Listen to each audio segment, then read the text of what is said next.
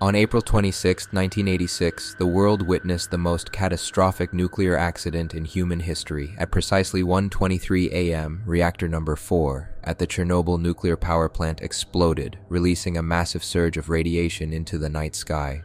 The official story, repeated in textbooks and documentaries, is one of human error. Engineers conducting a late-night safety test disabled key safety systems, triggering a runaway chain reaction. At least, that's what we are told. Whispers of something more. In the aftermath of the explosion, the Soviet Union scrambled to contain not just the radiation, but the truth. Reports were rewritten, testimonies altered, photographs censored, yet fragments of the original records survived. Not enough to tell the whole story, but enough to raise questions. Among these scraps are references to something codenamed Project Black Sun. At first glance, the term means nothing. But in several declassified memos, Reactor 4 is not described as a power generator. Instead, it is listed under Special Research Applications, a category typically reserved for military experiments. The strange terminology raised suspicion among researchers who studied these documents years later. Why would a civilian nuclear plant designed to produce electricity appear in internal files alongside advanced weapons programs? And why would the reactor's midnight test, a supposed safety drill, be conducted under orders from Moscow's Ministry of Defense? Some insiders claim the test that night was never about safety. Instead, it was an attempt to unlock a new form of energy, a source of power so immense it could shift the balance of the Cold War. In one testimony, allegedly from a surviving engineer, the reactor was described as a gate, not in the sense of a mechanical door, but something more abstract, a gateway to forces beyond the known boundaries of physics. The energy was not stable, the engineer is quoted as saying. We were told it could change the world, but when it grew stronger, it began to change us. The Soviet Union officially denied these claims. To this day, no government agency has acknowledged the existence of Project Black Sun, but anomalies surrounding the disaster refused to fade.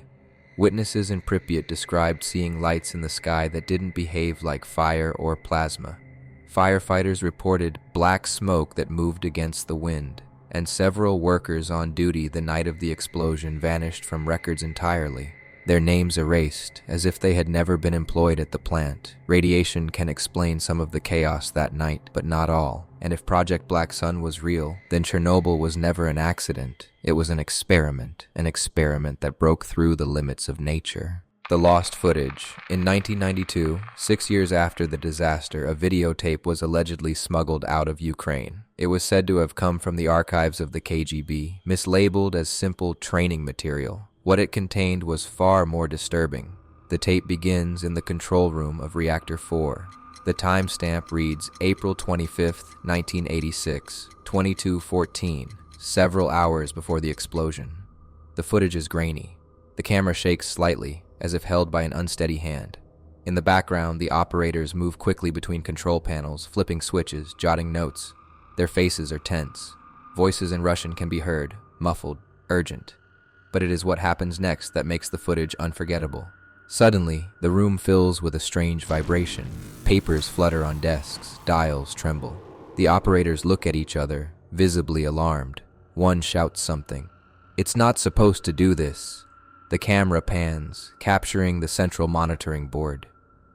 Several lights begin to flicker in an unnatural rhythm, not like warning alarms, more like a pulse. The tape jumps, glitching violently, and when the image clears, the control room is empty. For a full 17 seconds, the camera records nothing but the sound of static layered over the faint echo of a Geiger counter. Then, movement. A figure appears at the edge of the frame, not one of the operators. The silhouette is too tall, too thin. Its movements are jerky, like something struggling to hold its shape. The cameraman gasps, and the recording cuts abruptly. The second fragment of the tape is even more unsettling. This time, the camera shows the hallway leading into the reactor core. The walls vibrate as if under immense pressure.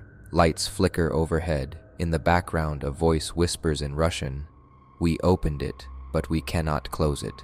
And then, the sound, not an explosion, Not machinery, something else. A low, resonant tone that grows louder, deeper, until it drowns out every other noise. Those who have claimed to hear this recording describe it as a voice, but not human. The final moments of the tape are nearly unwatchable. Distorted images flash across the screen, shadows stretching across walls, operators clutching their heads, lights bending as if warped by heat. And then, suddenly, a blinding white flash. The tape ends. Officially, this footage does not exist. No government has ever confirmed its authenticity. Skeptics dismiss it as a hoax, but the fragments match reports from survivors, reports of shadows, of sounds, of things that no one could explain. If the tape was real, then what happened at Chernobyl wasn't an accident. It was an opening. The evacuation and cover-up. By dawn on April 27th, the city of Pripyat, just 3 kilometers from the power plant, was living on borrowed time. For more than 24 hours after the explosion, residents continued with their lives. Weddings were held, markets opened, children played under skies laced with invisible poison. At 1 p.m., the announcement finally came. Loudspeakers echoed through the city, instructing residents to prepare for a temporary evacuation. They were told to pack only essentials. Most believed they would return within days. They never did. Buses lined the streets, stretching for miles. Mothers clutched infants wrapped in blankets. Children held the hands of fathers still in work uniforms. Dogs barked, confused, as their owners boarded the buses. They would not be allowed to follow. But behind the scenes, a different evacuation was taking place. Soldiers in gas masks entered specific apartment blocks and sealed them shut. Eyewitnesses recall seeing men welding doors closed, entire stairwells locked with steel plates. No explanation was given. In the hospital, where first responders were taken after the explosion, entire floors were quarantined. Nurses reported hearing screams behind locked doors, but were ordered not to enter. Beds that were filled one night would be empty by morning, with no record of transfer or burial. Families who asked too many questions were silenced. Some were told their relatives had succumbed to radiation. Others were told nothing at all. Names quietly vanished from records. Radiation poisoning explains many of the horrors of that week. Skin blistering, organs failing, men coughing up pieces of their own lungs. But there were stories, quietly shared in whispers, that did not fit the medical reports. One firefighter's wife later claimed her husband described shadows moving on their own in the burning reactor hall. Another nurse recalled patients who begged not for pain relief, but for silence, crying that they could still hear the voices from inside the core. These accounts were never included in official archives, but multiple testimonies from different people echo the same details. Locked doors, shadows where no light should be, voices with no speaker, and then the most chilling reports of all. The blocks of Pripyat that were welded shut have never been reopened. To this day, some remain sealed, rusted into silence. The question is not why they were sealed. The question is, what was left inside? The official story is radiation, but the soldiers who carried out the cover-up knew better. They weren't just containing contamination, they were containing something else, something that had slipped free when Reactor 4 was torn apart. The darker timeline, for decades, official accounts of Chernobyl blamed only radiation, but the survivors' whispered testimonies suggest another truth, a truth that has been buried beneath layers of denial and secrecy. Take the case of the firefighters, the very first responders to the burning reactor. Many died within weeks, their bodies ravaged by acute radiation. Yet before their deaths, several described phenomena no medical explanation could justify. One, recorded in a nurse's private journal, spoke of figures walking in the flames, untouched by fire.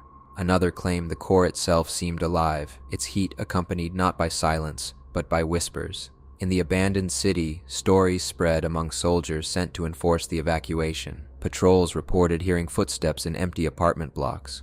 Some claimed entire stairwells glowed faintly at night, as if light seeped from behind welded doors.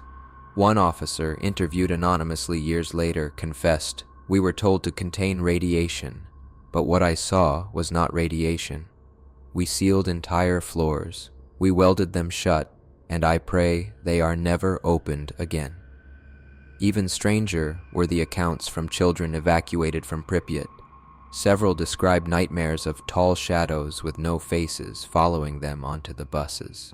Psychologists dismissed these as trauma-induced hallucinations, yet decades later, grown survivors still report the same dreams.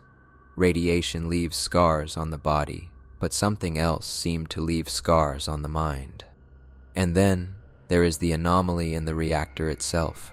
Satellite scans of Reactor 4, years after its sarcophagus was built, recorded unexplained heat signatures deep within the ruins, not consistent with decaying uranium, not consistent with anything known.